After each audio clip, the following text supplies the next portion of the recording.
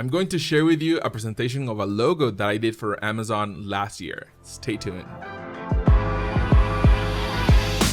Hello my friends, welcome back to the channel. My name is Alejandro. I'm a brand designer from Costa Rica, and in this channel I share everything related to brand design.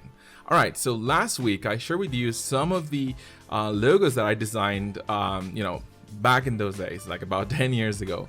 And to give you guys a little bit of more context, I started designing since 2006, but then in 2013 I started working in Amazon, and last year I decided to quit and start with my own business. But due to the pandemic, due to the this is a lot of time that we had in our hands, I started kind of reconnecting with what I really love to do, which is brand design. And I started to kind of relearn and learn a lot of things that now are available. So that's one of the reasons why I'm sharing in this channel everything that I have been learning. So now, like this logo that I did for Amazon, the reason I did that logo is because I was part of a branding team in Amazon, in AWS specifically. And so the team that works with, used to work with Jeff Bezos to kind of the global expansion of Amazon and the acquisition of other companies and stuff, they wanted to do a logo redesign. So that's when these guys started. They contacted me in this team that I was in AWS, and I started working for them. Let's jump into the presentation. Okay, so this is for global expansion, mergers, and acquisitions, called GEMA, or whatever you want to pronounce it. And so this is a logo redesign. So the reason why they needed a logo redesign is because they had this logo that looks, kind of old. And not only that, but if you look inside, they have like other kind of mini teams, if you want. And so they wanted to improve like that. They wanted to remove those teams because they're no longer a part of that. And so they no longer represented what their team was all about and their values and whatever. And so, yeah, that was the problem that they had. So when I started the brief with the contact from this team, they give me a lot of concepts. As you can see, they're all about global reach, HR people. They want to represent that they are linked to Amazon, that they're business savvy, detail oriented. They provide global support to the operation. They're all about growth of the company, support the expansion, they're financial conscious, fresh, and they help with the business acquisition. So there's a lot of things that they all are all about. And I wanted to focus, like kind of narrow this a little bit. So focus on a few that would represent, like truly represent what they're all about. So narrowing kind of all those concepts, I came with global support, growth, that they are linked to Amazon, and that they want to look fresh and modern. So what I wanted to do is, how can we kind of represent in pictures, in a graphic way, those kind of abstract concepts. And I think that is one of the most important roles of a graphic designer, is how can I translate from this world of abstract ideas to a world of graphics. And so, for instance, the concept of global support, I did a research, and I was like, okay, so when you think about global, you think about the world, you can think about the planet. So that is very simple, because it's just like a shape, a very basic shape. And so that's how we're going to represent the world with a circle. And then when you research, like, how can we represent support with graphics, when you do a Google search for support, you will see that it is all about hands, people helping, giving, like lending a hand and all that thing. So the hand is an element that will represent very good the global support. Before I continue, I don't know, guys, if you can listen to the rain. It's raining outside, so sorry about that if you can hear that. I will try to reduce that with noise cancellation, whatever. All right. So if we combine those two concepts, the global and the support, for global support, then we can do it like that. We can represent kind of a hand that is supporting the globe, and kind of combining the two images. All right, so what else? Growth. They're all about helping the company to grow.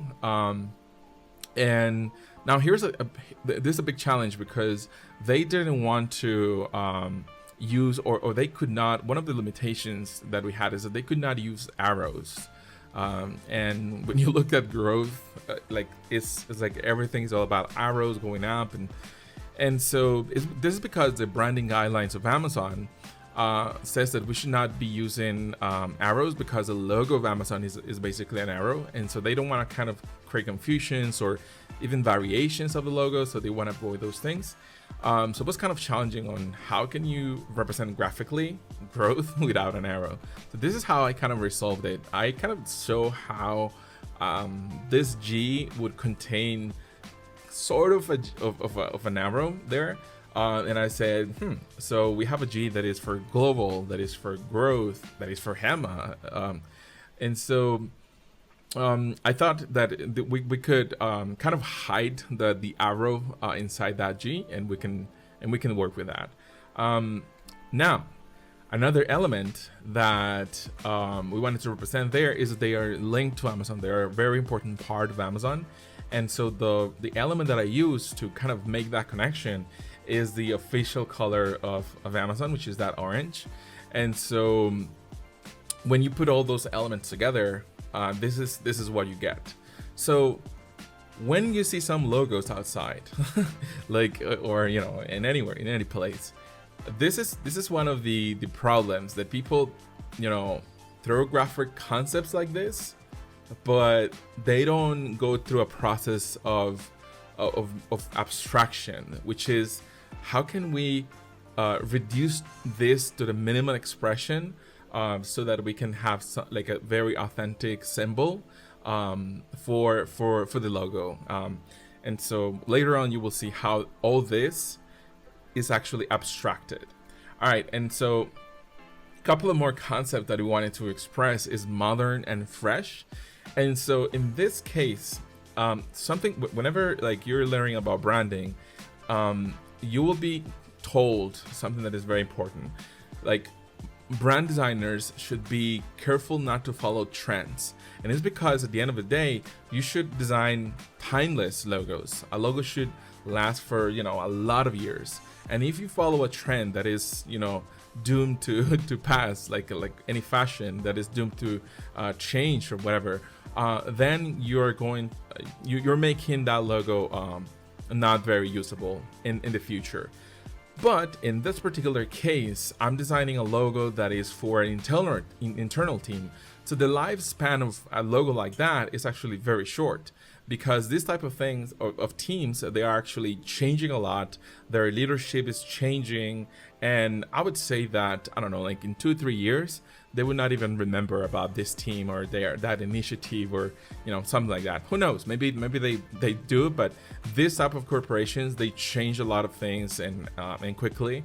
So because of that, I was not afraid to kind of go with the trends. But I just want to clarify that right off the bat, because I don't want to give that bad advice, like, hey, yeah, and then pick up a trend that you just know. With logos, you should avoid any type of trend. So but as you would see, just like normal trends is nothing like super crazy. And so I am choosing simplification, which you can see like nowadays in logos like for Crocs or Yahoo.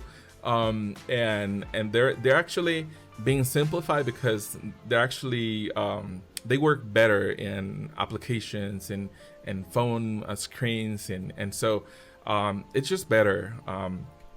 And then another thing is the gradients. So I wanted to kind of use the new trends of gradients a little bit, so kind of make it look fresh and everything. All right. Now this is the result. This is the construction, and so I want to be critical here with myself.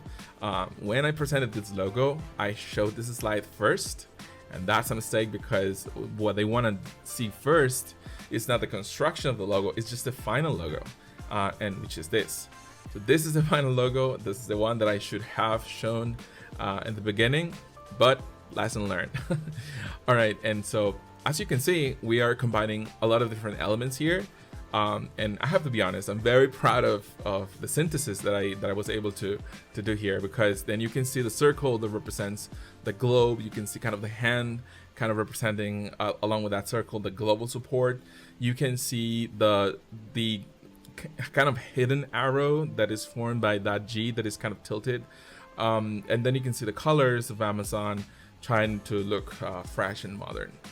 So yeah, that's the logo. This is an alternative lookup, and then this is a way that it can be used, like with a very vibrant color in the background, very saturated, very modern, and it kind of represents that freshness that they're looking for.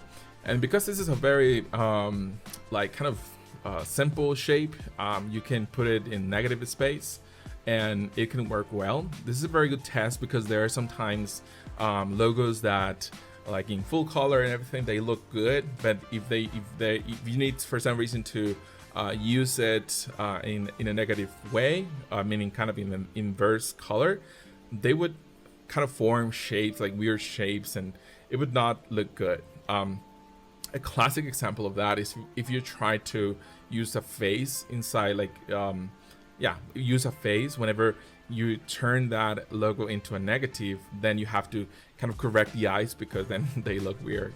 And so this is the part of the applications, like they're very simple, kind of improve the applications over time. But they wanted, one of the things that they wanted to do is create stickers and kind of give them as a gift to their team so that they can feel identified they were part of this team. And so I just wanted to imagine how it will look like in a laptop, and maybe in business cards they would need at some point, and then in a mug. This is something very useful because then they would imagine like, oh, so we can in a birthday or something, we can fill this with chocolates and I don't know, whatever, and then this could be like a nice detail, a nice gift, and this can be used for this type of apparel, and they can play even with the logo, forming this type of patterns, and they can use also the symbol separately, and they can even decorate with the symbol. So this is a very kind of versatile, I would say. And I also created this tagline, which is growing smarter, that would give them like kind of a shorter tagline that they were using, and how they can use the symbol to kind of create different even kind of patterns there, and how this will look like in a building sign. And this is kind of the comparison of where did we start and where is the final result. All right, guys, so thank you very much. This was the presentation that I did to them, and I wanted to share that with you. And this was, again, as I said at the beginning, a very special logo for me because this marked the beginning of a new era where I just started learning a lot of actually how to polish my process, how to make it really professional, and create something that is really good. So when I created this logo, they really liked it. They actually, the only change that they asked me to make was to create another version with a different color. And so it was kind of a green to blue, the gradient. But at the end of the day, they decided to keep the first one that I had shown them, because it was more connected towards Amazon and stuff. So yeah, well, thank you very much for watching. That's the video. Tell me what you think about it in the comments below. Hit the like button if you like it, and subscribe if you haven't subscribed yet, and see you in the next video. And remember, never allow fear to steal your happiness. Bye.